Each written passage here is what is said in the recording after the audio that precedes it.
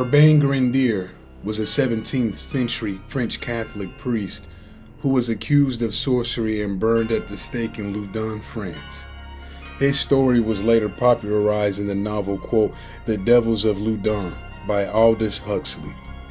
Urbain Grandier was born in 1590 in the town of Montreuil-sur-Bornée in France. He died on August 18, 1634. Not much is known about his upbringing and early life. Urbain Grandier was a Catholic priest and held the position of parish priest in the town of Loudun, France. He was known for his charisma and good looks, and was popular among the town's residents. However, his behavior was considered scandalous by some, as he was rumored to have had numerous affairs with women, including nuns from the local coven. In the early 1630s, Grandier was accused of using sorcery to seduce and possess several nuns, which led to a highly publicized and controversial trial. During his life, Urbain Grandier proved time and time again that he wasn't the greatest priest. In fact, he might have been one of the worst. Urbain spent most of his time at the Saint Croix in Loudun, France, ignoring his vow of celibacy. Described as a devilishly handsome man, Father Grandier had a reputation for enticing many of the area's most powerful women into bed, and to make matters even more salacious, he wasn't particularly secretive about his conquest. Unfortunately for Grandier, his lascivious behavior got him into a world of trouble on June 2, 1630, when he was arrested and found guilty of immorality. Luckily for Grandier, not only was he good-looking, but he was also a very well-connected man, and within a year he had been fully restored of all of his clerical duties. Naturally, he went right back to continuing his sexual escapades. Urbain Grandier was accused of seducing and possessing several nuns from the local coven in Loudun, France. The specific identities of the nuns have not been recorded. However, it is known that the accusations against Grandier were made by a group of nuns who claimed to be possessed by demonic spirits and that the spirits were tormenting them. There is no historical record of Grandier having rejected any of the nuns. However, some historical accounts suggest that the charges against him may have been motivated by political and religious factors, as well as personal enmities.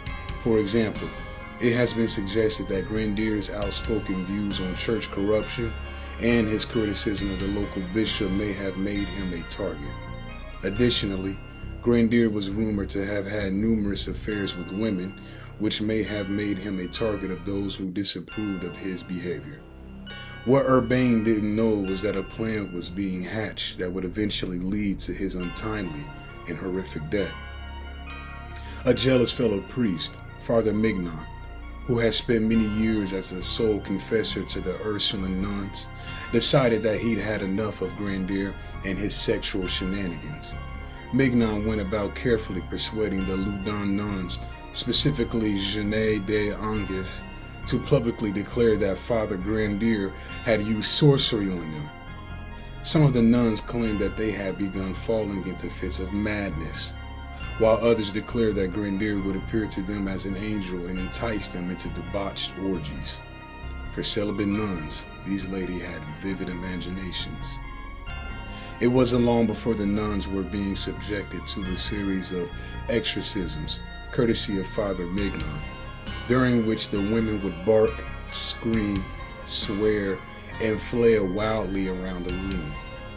During one of the deliverance sessions, Sister Jeanne d'Angers swore that her possession had begun one evening after Father Grandier had tossed a bouquet of red roses over the high walls of the convent. Urbain Grandier was accused of using sorcery to seduce and possess the nuns. The accusers claimed that Grandier had made a pact with demonic spirits and that the spirits had taken control of the nuns' bodies. The charges of sorcery and demonic possession were based primarily on the nuns' reported supernatural behaviors, such as fits and convulsions, and their claims of being tormented by evil spirits. Grandier was eventually arrested and put on trial. during which several pieces of evidence were presented and against him, including written confessions obtained under torture from some of the accused nuns. However, much of the evidence was later discredited, and many historians believe that the trial was politically motivated, as Grandier was seen as a threat to the political and religious establishment of the time.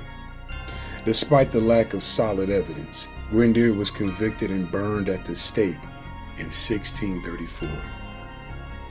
The final nail in Father Grandier's coffin came when a stunning piece of evidence was presented to the courts that sent the poor priest straight to the stake he was burned on, a contract, which was said to have been stolen from Lucifer's very cabinet of pacts by the demon Asmodeus, showed a written agreement, scribbled in backwards Latin, between Grandier, a handful of demons, and the devil himself. The contract even included unique signatures from all mentioned parties. Quote, "We, the influential Lucifer, the young Satan, Beelzebub, Leviathan, Elamai, and Ashtoreth, together with others, have today accepted the covenant pact of Urbain Grandier, who is ours." End quote. The contract then reads, quote, "In him do we promise the love of women, the flower of virgins, and the respect of monarchs, honors, lust, and powers." The contract then continues, quote, "He will go whoring 3 days long. The carousal will be dear to him. He offers us once in the year a seal of blood. Under the feet he will trample the holy things of the church, and he will ask us many questions. With this pact he will live 20 years happy on the earth of men, and will later join us to sin against God, bound in hell, in the council of demons, signed Lucifer, Beelzebub, Satan, Ashtaroth, Leviathan, Elamai.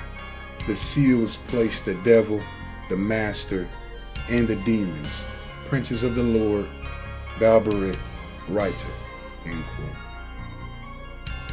The alleged pact between Urbain Grandier and demonic spirits was a central part of the accusations against him during his trial for sorcery and witchcraft in Loudun, France in the early 1630s. The accusers claimed that Grandier had made a pact with the devil in which he sold his soul in exchange for supernatural powers. It was further alleged that Grandier used these powers to seduce the nuns from the local covenant. However, there is no solid evidence to support those claims, and many historians believe that the accusations were politically motivated based on superstition and fear of witchcraft at that time. The alleged pact was likely used as a tool to discredit Grandier and to justify his prosecution and execution. Despite the lack of evidence save the contract that was found, the story of Grandier's pact with the devil has become a part of popular culture and continues to be discussed and debated by scholars. Years later, when Urbain's alleged contract with the demons of hell was re-examined by handwriting analysis, it was discovered that the writing style was a match for Sister Jeanne d'Angers herself. Thank you all for watching this video, and I'll see you all next time. Just saying I'm the man, facts bro, lot of haters, tell me where they